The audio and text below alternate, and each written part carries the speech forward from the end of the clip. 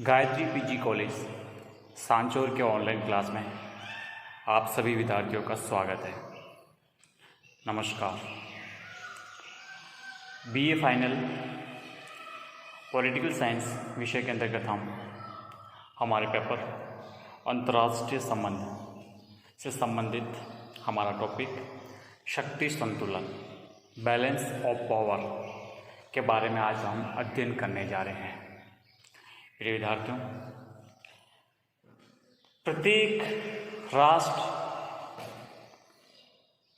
प्रत्येक देश ज़्यादा से ज़्यादा अपने हितों की पूर्ति करते हुए ज़्यादा से ज़्यादा शक्ति अर्जित करना चाहता है।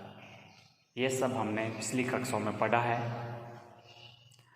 अब आप देखिए कि जिस प्रकार से एक राज्य ज़्यादा से ज़्यादा शक्ति कैसे अर्जित की जा सके, किस प्रकार के साधनों के द्वारा, सब प्रकार से कूटनीतिक, प्रचार, साम्राज्यवाद, उपनिवेशवाद, नव उपनिवेशवाद, राजनीतिक युद्ध, आर्थिक साधन, फिर पूर्ण युद्ध, सब कुछ हमने साधन देखे। मकसद है कि वो अंतर्राष्ट्रीय जगत में अंतर्राष्ट्रीय स्तर पर अपने आप को सर्वोच्च स्तर पर शक्तिशाली प्रदर्शित करने का काम करता है। अब आप सोचिए कि जिस प्रकार से एक राज्य करता है, स्वाभाविक है दूसरा राज्य भी करेगा, तीसरा राज्य भी करेगा, चौथा भी करेगा। इस प्रकार करते करते हर राज्य करेगा। हर राज्य अपनी ज़्यादा से ज़्यादा शक्ति को अर्जित करना चाहेगा। सोचिए, आप कल्पना कीजिए कि जब हर एक राज्य इस प्रकार से ज़्यादा शक्ति अर्जित करने लगेगा तो क्या शक्ति के लिए संघर्ष नहीं होगा? और हमारे अंतर्राष्ट्रीय राजनीति के यथार्थवादी चिंतक मॉर्गन तो स्पष्ट कहते हैं कि अंतर्राष्ट्रीय राजनीति ही शक्ति के लिए संघर्ष है। तो इस शक्ति के लिए संघर्ष में किस प्रकार से क्या होगा, ये आज हम समझने वाले हैं। देखो, हर कोई राज्य इस प्रकार से शक्ति के लिए लड़ता रहेगा तो स्वाभाविक है कि विश्व में एक प्रकार की अशांति का माहौल बनेगा, शक्ति का असंतुलन होगा। तो सभी राज्यों की एक शक्ति को काउंटर कैसे किया जा सके, शक्ति का बैलेंस कैसे बना रहे, संतुलन कैसे बना रहे, आज हम ये सब समझने का प्रयास करें। क्योंकि अगर शक्ति का संतुलन नहीं होगा तो दुनिया उग्रता की तरफ बढ़ेगी, युद्ध की तरफ बढ़ेगी, और हो सकता है कि किसी एक शक्ति का एकाधिकार हो जाए। इन सब से बचने के लिए शक्ति का संतुलन अति आवश्यक है। इसलिए हमारे अंतर्राष्ट्रीय राजनीति के सैद्धांतिक पक्ष में शक्ति का संतुलन बहुत ही महत्वपूर्ण एक हमारा टॉपिक बनता है। देखिए, विभिन्न राज्यों की शक्ति दो पक्षों में लगभग समान रूप से बंटी रहे। अब देखो, शक्ति संतुलन से आपसे अगर प्रश्न पूछा जाए शक्ति संतुलन से तात्पर्य क्या है, तो आप भी झिझक बता सकते हैं कि जो विभिन्न राज्यों, अर्थात अब देखो अंतर्राष्ट्रीय जगत में किसी भी देश को राज्य के नाम से पुकारा जाता है, तो विभिन्न राज्यों की शक्ति दो पक्षों में लगभग समान रूप से बंटी रहे। कोई भी एक पक्ष या एक राज्य अन्य राज्यों पर हावी न हो, इतना शक्तिशाली न हो कि वे दूसरे पर हमला करने, उसे दबाने या हराने में समर्थ हो। बात समझ गया?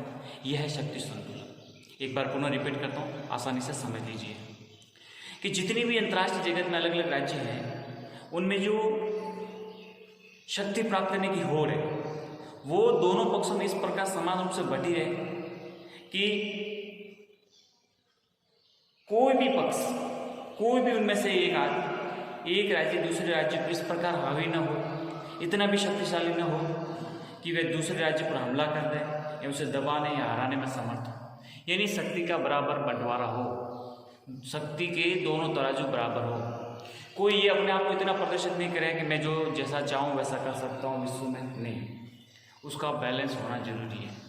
अगर बैलेंस नहीं होगा तो दुनिया में जो शक्तिशाली राष्ट्र है उसकी पूरी तानाशाही चलेगी, जैसा वो चाहे। हर एक प्रकार से आर्थिक, सामाजिक, राजनीतिक जितने पक्ष होते हैं अपनी इच्छा अनुसार काम करने का प्रयत्न करेगा, और शेष विश्व के लिए एक प्रकार का डर का माहौल हो जाएगा, खौफ का, भय का माहौल हो जाएगा। इससे बचने के लिए शक्ति का संतुलन अति आवश्यक है। आपने देखा होगा शीत युद्ध के दौर में अमेरिका और सोवियत संघ के मध्य शक्ति संतुलन था, लेकिन द्वितीय विश्व युद्ध के माफ कीजिएगा शीत युद्ध की समाप्ति के बाद हम देखते हैं कि दुनिया एक ध्रुवीय विश्व की ओर तब्दील हो गई। एक ध्रुवीय विश्व यूनिपोलर वर्ल्ड की तरफ टोटल पावर ऑफ सेंटर खिसक गया। लेकिन हम देखते हैं कि 21वीं सदी के शुरुआत में कुछ नवोदित अर्थव्यवस्था कुछ नए राज्य शक्तिशाली उभरते हुए सामने आ रहे हैं, जिसमें अपन देखेंगे चाइना है, इंडिया है, ब्राज़ील है, दक्षिण अफ्रीका है, जर्मनी है। इस प्रकार के जो राज्य हैं जो एक उभरती हुई ताकत है। तो एक प्रकार से अमेरिका को प्रति संतुलित करने के लिए नई ताकत उभरना, अमेरिका को ये एहसास हो कि जैसा मैं चाहूँ वैसा दुनिया पर नहीं चल सकता, मुझे कई लोगों की सुननी है, कई लोगों के साथ मिलकर निर्णय करना है, मैं अब अकेला निर्णय करने में सक्षम नहीं हूँ। तो ये आप समझेंगे कि शक्ति का संतुलन तभी बना रहता है जब शक्ति ही शक्ति को संतुलित करती है। बात समझ में आई? यह कहलाता है शक्ति संतुलन अर्थात बैलेंस ऑफ पावर। अब हमारे राजनीति विज्ञान में अंतर्राष्ट्रीय राजनीति के जो चिंतक हैं उनमें केनेथ टॉमसन है, मॉर्गनथॉर्न, चर्चिल है। इन्होंने शक्ति संतुलन को विदेश नीति के प्रीपेक्स में वर्णन किया है, यानी हर देश की जो विदेश नीति है उस विदेश नीति के पक्ष में या उसके प्रीपेक्स में शक्ति संतुलन का पूरा अध्ययन किया है। देखो, शक्ति संतुलन कई मायने में आंतरिक तौर पे भी काम आते हैं, लेकिन इन्होंने मोस्ट रूप से शक्ति संतुलन का विदेश नीति के अर्थ में या उसके प्रीपेक्स में इसका वर्णन किया है। अब अर्नेस्ट हॉस है, अर्नेस्ट हॉस ने शक्ति संतुलन के जो अभिप्राय बताए हैं वो कि शक्ति संतुलन से आप क्या क्या समझते हो, या फिर प्रश्न ये भी पूछा जा सकता है कि अर्नेस्ट हॉस के अनुसार शक्ति संतुलन का क्या अभिप्राय है। तो आप देखिए, समझिए। अर्नेस्ट हॉस कहते हैं कि शक्ति संतुलन से तात्पर्य शक्ति का वितरण, यानी शक्ति का वितरण लगभग आनुपातिक दृष्टि से समान होना चाहिए। एक आनुपातिक दृष्टि से लगभग समान होना चाहिए। अगर एक शक्तिशाली राज्य और एक शक्तिहीन राज्य है तो स्वाभाविक है कि शक्ति का वितरण बिल्कुल समान रूप से नहीं हो सकता, और समान तो हो ही नहीं सकेगा, लेकिन आनुपातिक दृष्टि से होगा तो विश्व में शांति बनी रहती है और किसी प्रकार की भय या खौफ का वातावरण नहीं बनता है। इसलिए शक्ति का वितरण लगभग एक आनुपातिक दृष्टि से समान हो ताकि विश्व में स्थिरता बनी रहे। अगला है शक्ति की समानता या साम्यावस्था। अब ये समानता का तात्पर्य इस प्रकार से उन्होंने लिया है कि एक प्रकार से सैनिक दृष्टि से देखा जाए, आर्थिक दृष्टि से देखा जाए, तकनीक दृष्टि से देखा जाए, या और भी किसी भी क्षेत्र में देखा जाए तो शक्ति का इस करीब इस प्रकार होना चाहिए कि लगभग समान रूप से हो ताकि दोनों का एक बैलेंस बना रहे, साम्य अवस्था बनी रहे। अर्नेस्ट हॉस ने तीसरी बात बताई शक्ति की प्रबलता मतलब यूँ समझ सकते हैं कि उसके प्रति इंसेंटिव मतलब कितनी है, इंटेंसिटी कितनी है। कहने का तात्पर्य शक्ति के लिए कितनी आप प्रयत्नशील हो, उसको बारे में उन्होंने स्पष्ट किया है। स्थिरता और शांति, शक्ति का संतुलन बना रहेगा, शक्ति का जो बैलेंस ऑफ पावर है उसके एक बराबर की जब शक्ति होगी तो स्थिरता बनी रहेगी, स्थिरता है तो शांति बनी रहेगी, स्वाभाविक है। लेकिन अस्थिरता है यानी शक्ति का संतुलन सही नहीं है, अस्थिर है तो स्वाभाविक है कि युद्ध होंगे। इस प्रकार से उन्होंने स्पष्ट किया है। दूसरी, अंतर्राष्ट्रीय राजनीति में जो कुछ भी है वो सब शक्ति के लिए संघर्ष किए जाते हैं, और जो अंतर्राष्ट्रीय राजनीति में देखते हैं कि शक्ति ही मुख्य केंद्र बिंदु बना हुआ है। शक्ति संतुलन को एक ऐसा नहीं है कि कुछ राज्य करते हैं, इसको एक सार्वभौमिक सिद्धांत के रूप में भी स्वीकार किया जा सकता है, क्योंकि हर राज्य ये चाहता है मैं ज़्यादा से ज़्यादा शक्ति को प्राप्त करूं, शक्ति को अर्जित करूं। तो ये शक्ति संतुलन एक सार्वभौमिक सिद्धांत के रूप में भी समझा जा सकता है। शक्ति संतुलन एक व्यवस्था के रूप में और नीति निर्माताओं के लिए मार्गदर्शक है, बिल्कुल सही है, क्योंकि ये इसलिए है कि हर राज्य जब भी अपनी विदेश नीति का निर्माण करता है तो उसके लिए जरूरी होता है कि मैं जिस देश के साथ अपने संबंध बढ़ा रहा हूँ, संबंध स्थापित कर रहा हूँ, वो देश किस मायने में है और मेरे किस प्रकार से हितों की पूर्ति करने में वो सक्षम है। तो इनकी दृष्टि से देखा जा सकता है कि वो उसके लिए कितना हितकारी है, अपने हितों की किस प्रकार से पूर्ति कर सकता है। ये सब कुछ जानकारी उससे प्राप्त हो जाती है। इसी प्रकार से जिस प्रकार से अर्नेस्ट हॉस ने बताया है उसी प्रकार से मॉर्गनथॉर्न भी ये शक्ति संतुलन के संबंध में अपने कुछ विचार स्पष्ट करते हैं। मॉर्गनथॉर्न कहते हैं कि राज्यों में शक्ति के वितरण पर जोर देने वाली नीति है, अर्थात जो शक्ति संतुलन क्या है वो शक्ति के वितरण पर जोर देती है, अर्थात जो पावर है उसके डिस्ट्रीब्यूशन पर सबसे ज़्यादा ध्यान देती है। ठीक है। दूसरा उन्होंने बताया कि अंतर्राष्ट्रीय राजनीति में ये शक्ति है वो यथार्थ रूपी स्वरूप को चित्रण करती है, मतलब ये झलक जाता है कि इस देश के पास कितनी ताकत है और किन ताकतों की प्राप्ति के लिए वो प्रयत्नशील है। ठीक है। दूसरा, शक्ति संतुलन तभी बना रह सकता है जब अंतर्राष्ट्रीय राजनीति में शक्ति का समान वितरण हो। अगर समान वितरण नहीं है तो फिर शक्ति का असंतुलन हो जाता है। अंतर्राष्ट्रीय संबंधों में राजनीतिक शक्ति वितरण को प्रकट करने वाले शब्दावली आप देखेंगे। अंतर्राष्ट्रीय संबंधों में, इंटरनेशनल रिलेशन में आप देखिएगा कि जितनी भी शक्ति वितरण के संबंध में जो भी इससे संबंधित जो शब्दावली है वो कुछ सब कुछ शक्ति संतुलन या शक्ति के लिए संघर्ष के रूप में हम समझ सकते हैं। तो इस प्रकार से दोनों हमारे विचारक हैं अर्नेस्ट हॉस और मॉर्गेनथ्रॉप, इन्होंने अपने विचार प्रकट किए कि क्या है शक्ति संतुलन, क्या है बैलेंस ऑफ पावर। ठीक है, अब हम समझते हैं कि शक्ति संतुलन की क्या क्या विशेषताएं हो सकती हैं। देखिए, शक्ति संतुलन में या इसका जो तात्पर्य है वो संतुलन से है, बैलेंस से है। ठीक है ना, शक्ति नाम से स्पष्ट होता है, शक्ति का संतुलन। ठीक है, तो मेन जो मुख्य है इसका तात्पर्य वो किससे, संतुलन से है। पर शक्ति अस्थिर तत्व है, ध्यान रखना चाहिए। हम शक्ति का संतुलन करें लेकिन शक्ति कभी भी स्थिर नहीं रहती, क्योंकि ये अस्थिर तत्व है, सदैव परिवर्तित और चलायमान होती है। हमेशा ये जरूरी नहीं होता है कि एक राज्य शक्तिशाली है और हमेशा हमेशा के लिए यही राज्य अनवरत रूप से विश्व में एक महाशक्ति बना रहेगा। ये कल्पना करना एक प्रकार का झूठ या आडंबर है, या फिर कह नहीं सकते, अतिशयोक्ति के रूप में समझ सकते हैं।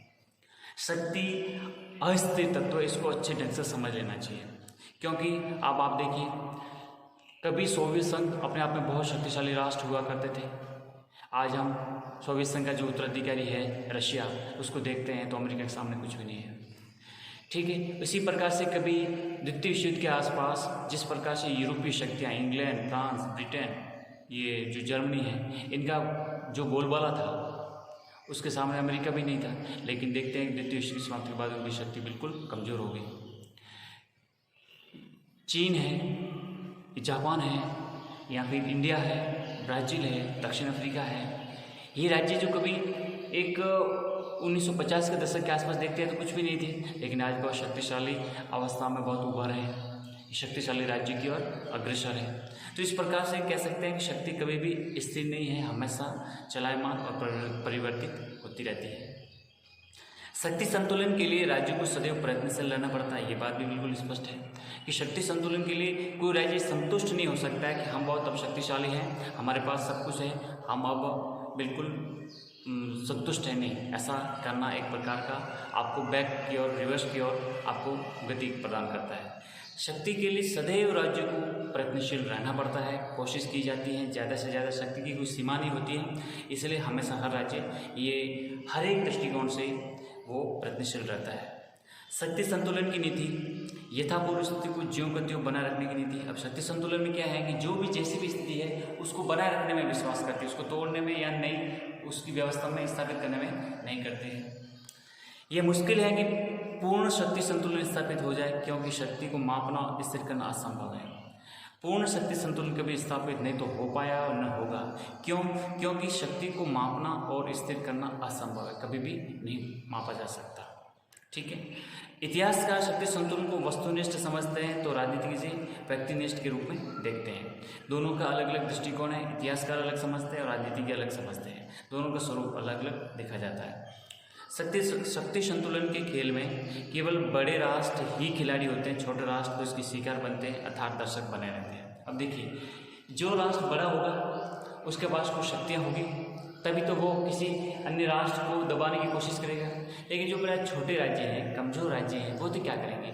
उनका दो तरीका है, या तो वो चुपचाप देखते रहे या फिर इन बड़ी शक्तियों के वो शिकार बन जाए।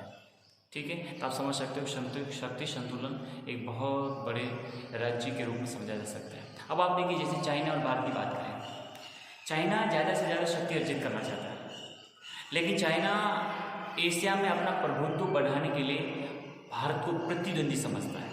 वो ये समझता है कि भारत मेरा विरोधी राष्ट्र है, मेरा प्रतिस्पर्धी राज्य है। वो चाहता है कि मैं इंडिया को काउंटर करूँ, इंडिया से भी ज़्यादा। आपने देखा होगा कभी न कभी हमारे सीमा विवाद को लेकर या किसी भी अन्य क्षेत्र में हमेशा भारत के खिलाफ कोई न कोई कदम उठाता रहता है, क्योंकि वो नहीं चाहता है कि भारत का एक शांतिपूर्ण उदय हो। तो इस प्रकार से शक्ति के लिए संघर्ष हमेशा चलते आ रहे हैं और चलते रहेंगे। ये केवल एक बड़े राष्ट्र के लिए देखा जाता है, छोटे राष्ट्र के लिए उसमें किसी प्रकार की भूमिका प्राप्त नहीं होती है। मॉर्गेनथ्रॉप ने शक्ति संतुलन की अवधारणा को विचारधारा के रूप में प्रस्तुत किया था। मॉर्गेनथ्रॉप के अनुसार शक्ति संतुलन उन राष्ट्रों की आत्मरक्षा की युक्ति है जिनकी स्वतंत्रता एवं अस्तित्व को दूसरे राष्ट्रों की शक्ति से असंगत वृद्धि से भय है। शक्ति संतुलन का प्रयोग विशुद्ध रूप से आत्मरक्षण के स्पष्ट प्रयोजनों के लिए होता है। राष्ट्रों में व्याप्त शक्ति की प्रतिस्पर्धा सिद्धांतों पर हावी हो जाती है। वे उन सिद्धांतों को छिपाने, उनको युक्ति संगत सिद्ध करने एवं स्वयं को न्याय संगत सिद्ध करने के लिए उनको विचारधारा के रूप में रूपांतरित कर देते हैं। तो इस प्रकार से मॉर्गनथॉर्न ने शक्ति संतुलन को स्पष्ट किया है। ठीक है, अब हम समझते हैं कि शक्ति संतुलन स्थापित करने के क्या क्या साधन हो सकते हैं। शक्ति संतुलन को कैसे स्थापित किया जा सके, इसके लिए किन किन साधनों का सहारा लिया जाता है। तो देखिए, सबसे पहले जो उसका साधन है वो है क्षतिपूर्ति अर्थात कंपेंसेशन। किसी भी राष्ट्र पर आपने आक्रमण कर दिया है या उसका बहुत नुकसान पहुंचा दिया है तो आपको किसी न किसी प्रकार से उसका मुआवजा देके या क्षतिपूर्ति देके आप शक्ति संतुलन स्थापित कर सकते हो। या फिर हस्तक्षेप भी एक माध्यम है, इंटरवेंशन। हस्तक्षेप के माध्यम से आप शक्ति संतुलन स्थापित कर सकते हो, किसी दो राज्यों के मध्य हस्तक्षेप करके आप। या फिर आप बफर स्टेट यानी मध्यवर्ती राज्य, अर्थात दो राज्य हैं जो आपस में दुश्मन है लेकिन बीच में एक बफर स्टेट है, तो बफर स्टेट क्या करेगा, दोनों राज्यों से एक संतुलन स्थापित करने का काम करेगा। चौथा जो साधन है वो है शस्त्रीकरण। ज़्यादा शस्त्रीकरण से भी एक प्रकार का विरोधी राष्ट्र को भय लगेगा कि मेरी जो शक्ति है उसकी तुलना में मेरा विरोधी राष्ट्र है वो बहुत कुछ है, तो उसको भी एक प्रकार से शक्ति संतुलन बनाने में भूमिका निभाता है। फिर मैत्री संधियाँ हैं, विभिन्न प्रकार की संधियों के द्वारा इसको स्थापित किया जा सकता है। जैसे अपन देखते हैं रशिया और अमेरिका के मध्य विभिन्न प्रकार की अपन देखते हैं साल्ट संधियाँ हुई, या फिर अपने स्टार्ट 1-2 हुई, या फिर ABM संधि, खूब सारी ऐसी संधियाँ हुई जो एक शक्ति संतुलन बनाए रखने में भूमिका निभाती है। अब ये देखते हैं कि शक्ति संतुलन से लाभ क्या होता है, शक्ति संतुलन से क्या क्या लाभ है। तो सबसे बड़ी चीज़ तो ये है कि छोटे राज्यों की स्वाधीनता की सुरक्षा होती है।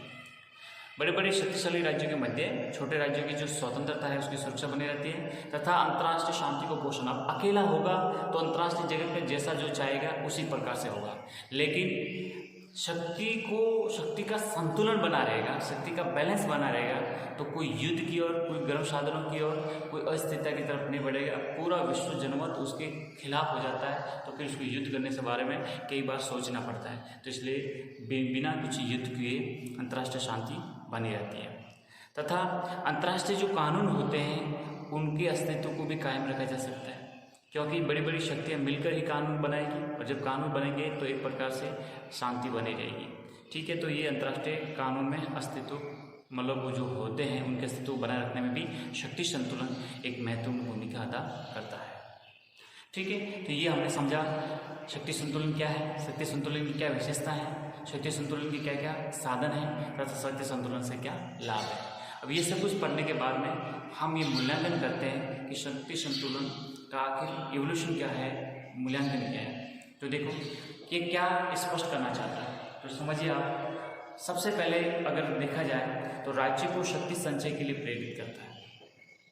शक्ति संतुलन से में आप देखेंगे कि हर राज्य ये कोशिश करता है कि ज़्यादा से ज़्यादा वो शक्ति का संचय करें, शक्ति से संपन्न हो, इसके लिए वो प्रेरित करने का काम करता है। शक्ति संतुलन व्यवस्था में राज्य भयग्रस्त रहते हैं। अब ये बिल्कुल तय होता है कि शक्ति संतुलन जो व्यवस्था होती है तो राज्य में भय तो होता ही होता है, क्या पता किस समय कौन सी परिस्थितियाँ अंतर्राष्ट्रीय घटनाक्रम में घटित हो जाए। इसलिए हमेशा प्राय देखते हैं कि शक्ति संतुलन व्यवस्था में राज्य भयग्रस्त रहते हैं।